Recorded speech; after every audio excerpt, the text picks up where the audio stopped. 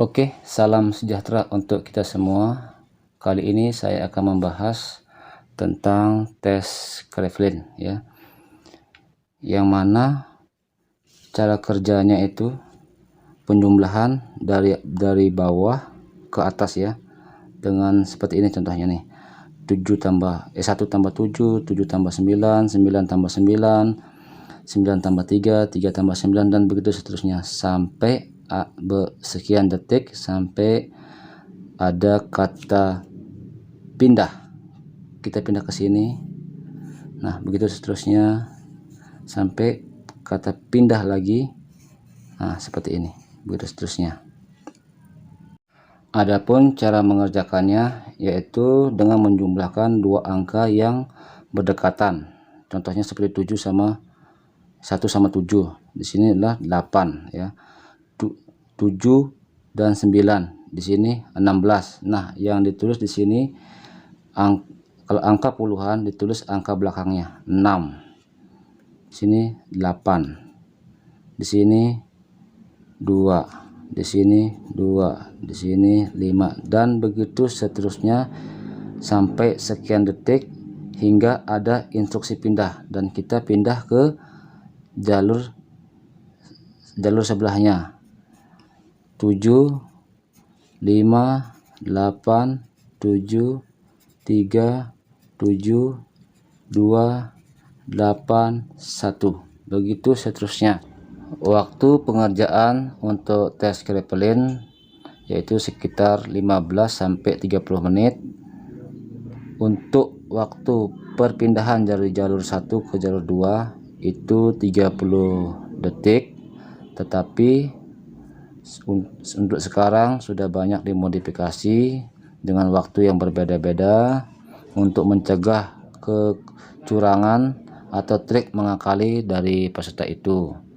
Misalnya ya, begini nih, kita ingin grafik kita itu terlihat bagus, naik atau datar. Misalnya kita kerjakan awal 30 detik awal, kita sampai sini. Selanjutnya jalur 2 kita di sini, jalur 3 kita di sini, jalur 4 kita di sini, begitu seterusnya. Padahal waktu yang diberikan untuk tiap-tiap jalur ini berbeda ya, tidak 30 detik semua ya, tidak sama. Ada beberapa kolom yang dilebihkan waktunya, misalnya di sini ada beberapa kolom yang dikurangi waktunya dari 30 detik. Misalnya ya kita mengerjakan sampai di sini ya, padahal waktu di kolom ini misalnya nih 20 detik ya, seharusnya kita harus mengerjakannya sampai di sini ya. Nah ini akan terlihat penyimpangannya jauh sekali gitu ya, antara waktu dan jumlah yang dikerjakan ya. Padahal kita tahu sendiri waktu tiap-tiap kolom itu berbeda-beda ya. Ini tiap kolom ini berbeda-beda ya. Nah, masalahnya yang sering kita hadapi adalah standarisasi ya dari hasil tes yang kita hadapi ya. Apakah standarisasinya itu di sini atau di sini ya? Kita nggak tahu ya. Nah, intinya di sini kita kerjakan aja ya sebanyak mungkin ya, secepat mungkin, semaksimal mungkin, sehingga kita bisa mengejar standar tersebut ya. Jangan sampai kita di bawah standar ya, mengerjakannya itu di bawah standar ya, di bawah standar yang seperti ini atau di bawah standar ini ya. Apalagi kita mengakali grafik yang kita kerjakan ya, sama halnya dengan kita melakukan kecurangan ya. Nah, sedangkan kalau kita kerjakan secara standar, grafik kita pasti akan beranjak naik ya, beranjak naik.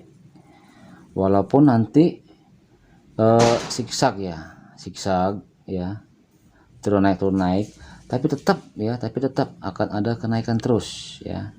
Karena kenapa? Karena semakin kita sering melakukan perhitungan ya dari jalur 1, 2, 3 dan begitu seterusnya, kita akan menemukan penjumlahan yang sama ya. Nah, misalnya ini pasti akan kita temukan penjumlahan yang sama ya, yang sama kok. Nah, untuk tujuan dari Cleveland ini adalah sabar ya, untuk menentukan ya seperti apa ya tipe performa ya, performa seseorang. Bisa juga untuk menentukan seberapa maksimal ya, maksimal performa seseorang ya, yang mana menyangkut di dalamnya itu ada konsistensi, selanjutnya itu produktivitas kerja ya, habis itu motivasi, selanjutnya itu penyesuaian diri, yang selanjutnya itu emosi ya, emosi seseorang, tingkat stres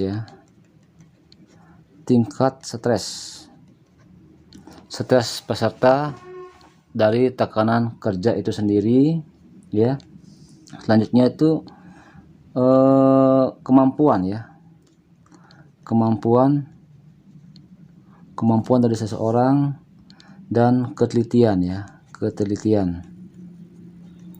seseorang, dan banyak lagi tergantung dari mana dan apa HRD inginkan dari peserta tes itu atau perusahaan yang mempekerjakan peserta itu sendiri. Nah, tujuan Cleveland itu menyangkut 4 hal ya, diantaranya satu itu yang pertama faktor kecepatan ya, faktor kecepatan. Yang kedua itu faktor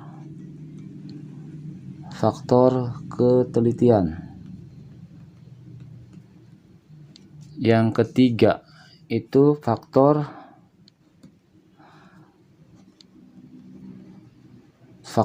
keajegan. Yang keempat itu faktor ketahanan.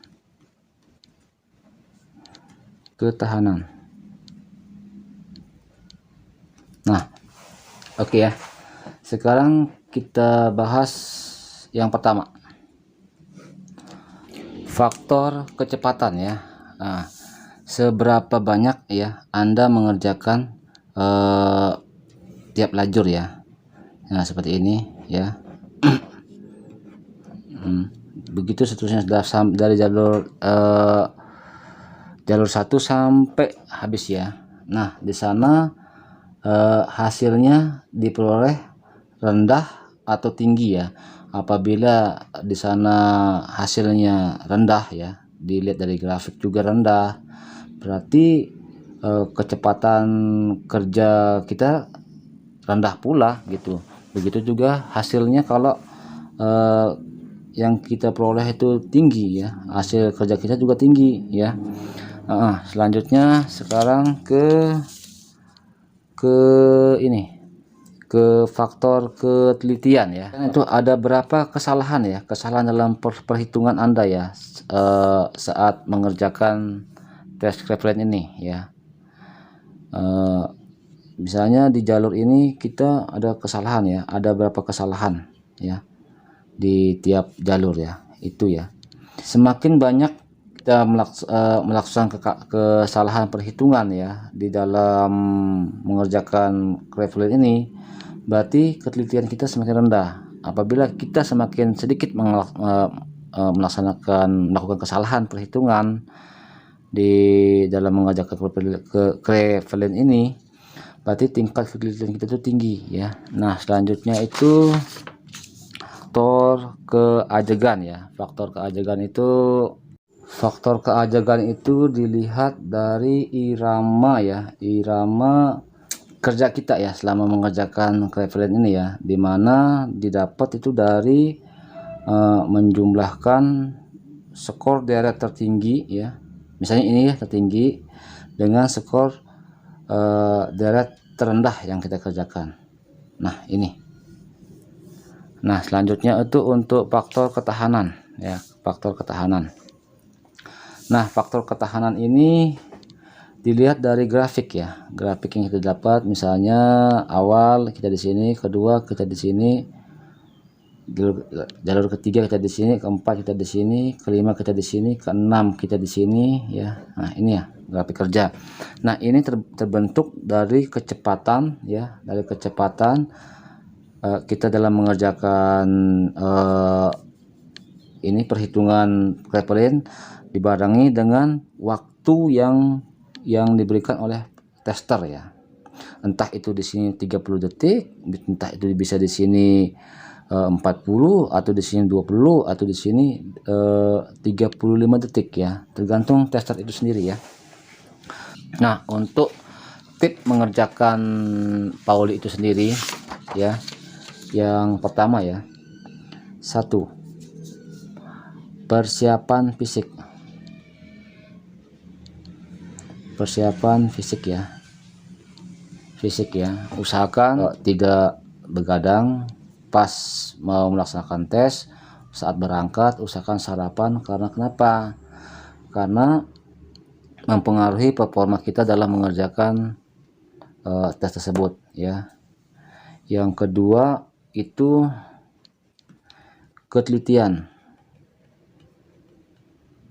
Nah ketelitian ya, kita harus teliti ya, menjumlahkan angka ini dari jalur 1 ya ke atas, jalur 2 ke atas, dan begitu seterusnya ya, dengan benar dan stabil ya di masing-masing jalur atau kolom ini.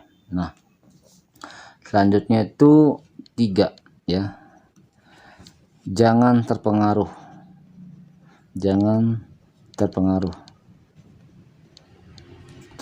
ya dengan situasi di samping Anda atau di teman-teman tes Anda ya. Usahakan tetap fokus ke lembar persoalan dan instruksi ya, instruksi kapan instruksi pindah, Anda pindah. Misalnya Anda kerjakan sampai sini ya, pindah, Anda kerjakan lagi di sini, begitu terus ya, pindah ya, ikuti terus ya.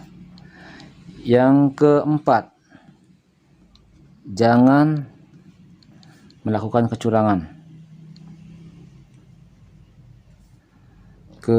ya, seperti mengakali tes dengan yang saya sampaikan tadi ya, yang sampaikan tadi di awal video tadi ya. Selanjutnya,